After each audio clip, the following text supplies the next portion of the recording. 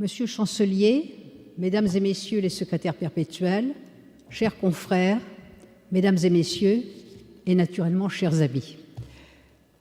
Il était normal que l'Académie française fût associée à cet hommage rendu à l'encyclopédie et à d'Alembert, parce que d'Alembert est une des grandes figures de l'Académie française. Et je dirais que, d'une certaine façon, après avoir été le maître d'œuvre, l'un des deux maîtres d'œuvre de l'encyclopédie, il s'est tourné vers l'Académie pour y porter précisément le message de l'encyclopédie. L'Académie a d'ailleurs toujours fait place à des hommes de science.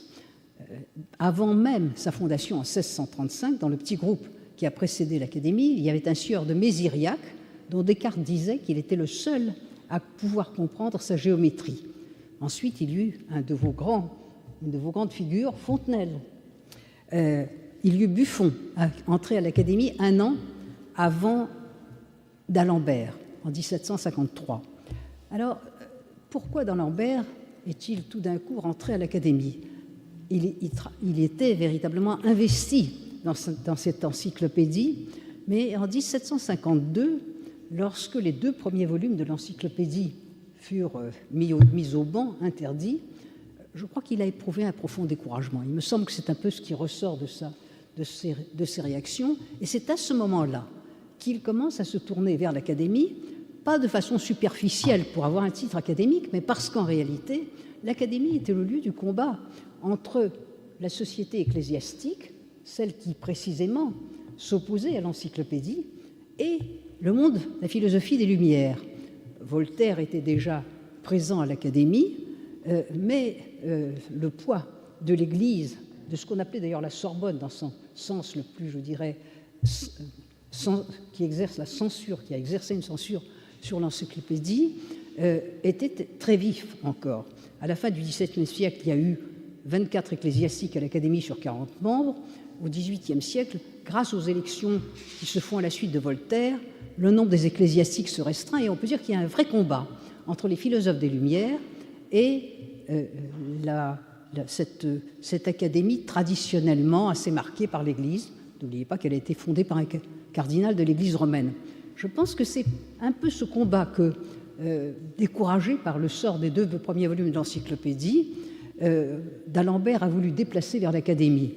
Certes, il a continué jusqu'en 1759, en gros, vraiment, à s'occuper de l'encyclopédie, mais il est élu à l'Académie en 1754, et dès ce moment-là, eh bien, il est très préoccupé, au fond, par l'installation, l'entrée de son message, du message de l'encyclopédie à l'Académie.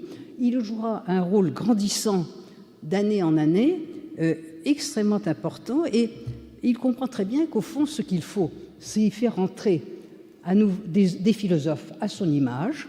Il fera rentrer très tôt Marmontel, d'autres, et surtout 2 figures lui tenaient à cœur, la harpe et Diderot. Il réussit avec la harpe, il finit par réussir avec la harpe 10 ans après sa propre élection. Il ne réussira jamais à faire élire Diderot, c'est ça la vérité. Alors Diderot n'y tenait pas tout à fait, enfin ça n'est pas très clair sa position.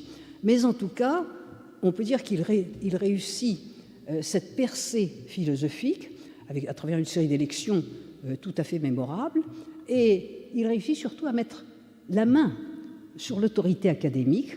L'Académie se trouve sous l'autorité d'un secrétaire perpétuel remarquable qui s'appelait Duclos, qui entre 1755 et pendant 20 ans a dirigé l'Académie en étant très souple, en essayant de la faire pencher du côté du clan philosophique, mais en même temps qui ménageait toutes les sensibilités. Et l'on peut dire que d'Alembert a déplacé à ce moment-là, à partir de 1760-65, ses efforts de l'encyclopédie vers la conquête presque du futur secrétariat perpétuel. Il est devenu le collaborateur de Duclos, il l'a secondé en tout, et lorsque Duclos disparaît en 1773, tout naturellement, il est élu secrétaire perpétuel. C'est vraiment la victoire de l'encyclopédie et du clan philosophique à l'Académie. Donc vous voyez que la présence de l'Académie française était ici nécessaire. J'ajouterais que son successeur, alors d'Alembert n'était pas un homme d'un caractère très, très souple. Il a même dirigé l'Académie d'une main peu conciliante et pas toujours très tolérant. Mais il avait fait élire celui qui sera son successeur, Marmontel, et très curieusement, à partir de la disparition de d'Alembert en 1783, la querelle de l'Église et des philosophes, de la philosophie des Lumières, va se déplacer sous l'autorité de Marmontel sur un terrain beaucoup plus harmonieux, puisque c'est celui de la musique. Ce sera la querelle entre les fidèles de Gluck et de Piccini. Vous voyez que d'Alembert a représenté une évolution très importante de l'histoire de l'Académie. Je vous remercie de votre attention.